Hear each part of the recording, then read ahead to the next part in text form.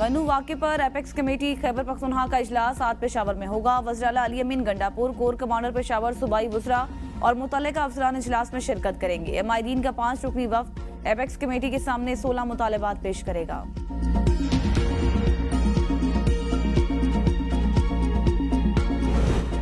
कराची के इलाके Bloch colony पुल के करीब ऑयल टैंकर ने गाड़ी को कुचल दिया। हादसे में एक शख्स जान बहक, हैवी मशीनरी की मदद से गाड़ी को निकाल लिया गया। हादसे के बाद टैंकर से तेल बहने लगा। ट्रैफिक की रवानी मुअत्तल, शहरियों की बड़ी तादाद जाए वकूआ पर पहुंच गई। रेस्क्यू ऑपरेशन में मुश्किलात। अमरीकी सदर जो बाइडन ने कहा है कि जमहूरियत का दिफा सबसे ज्यादा अहम है। मैंने जमहूरियत की मजबूती के लिए काम किया। कौम से खिताब में अमरीकी सदर का कहना था कि मुल्क को मुत्तहिद रखने का बेहतरीन रास्ता यह है कि क़यादत नई नस्ल को सौंपी जाए। पार्टी के इत्तेहाद के लिए सदारती दौर से दस्तबरदार हुआ। कैमला हैरिस में मुल्क और पार्टी को मुत्तहिद रखने की सलाहियत है।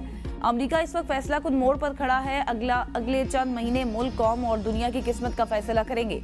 हमें ये फैसला करना है कि क्या हम अब भी ईमानदारी, शाइस्तगी, एहतराम, आज़ादी, इंसाफ और जमहूरियत पर यकीन रखते हैं। हमें अपने साथ इख्तलाफ करने वालों को दुश्मन के बजाय हम वतन अमरीकी के तौर पर देखना होगा। क्या हम ये कर सकते हैं? जो बाइडन का कहना था कि वो अपनी सदारत की बकिया मुद्दत बतौर सदर अपने काम पर तवज्जो मरकूज रखेंगे।